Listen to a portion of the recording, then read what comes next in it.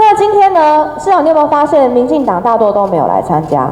奇怪了，我们给民进党机会好好解释他跟卡神的关系，吓得跟鬼一样，跑都不见了，一个蛋都没有。你是30块中的共犯。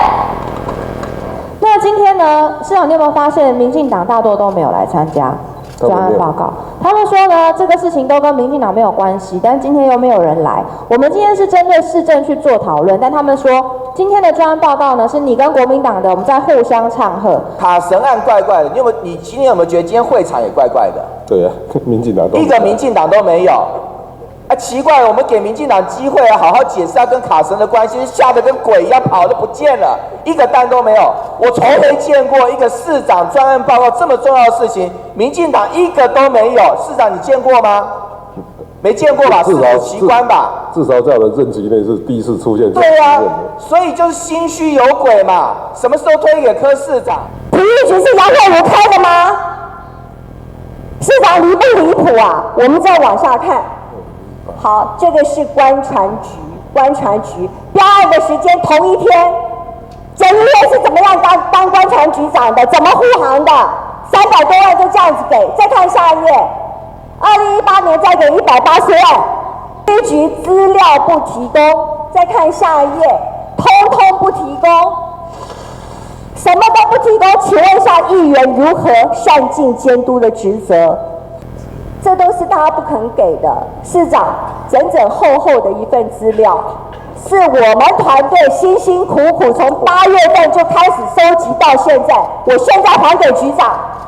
2点，请问你是要站在全体认真的议员这边，还是要站在包庇这些渎职的官员那边？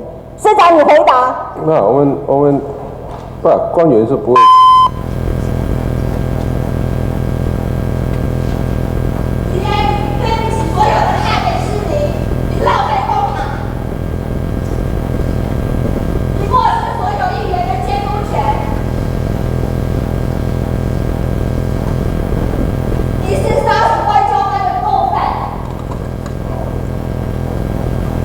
接下来请问朱议员，里面说陈冠廷在市府满1年，他有接班市长的潜力，选后再做调整，应该会去接这个顾问的缺。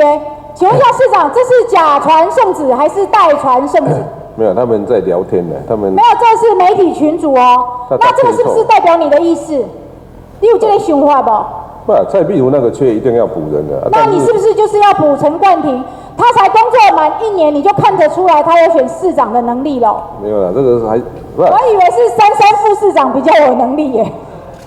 这个是应该是这样的，就是说蔡壁如那个缺是一定要补人的啦。当然他们幕僚就开始要 talk 以后谁要去接那个位置的。那你心里面现在是谁有这个选市长的潜力？因为你已经宣布你2024了嘛。那你现在布局市长，到底是33副市长比较有潜力，还是这个陈冠廷、陈明文的儿子比较有实力？没有，这个还有3年的时间，还有3年给你考核，是不是？给大家去努力。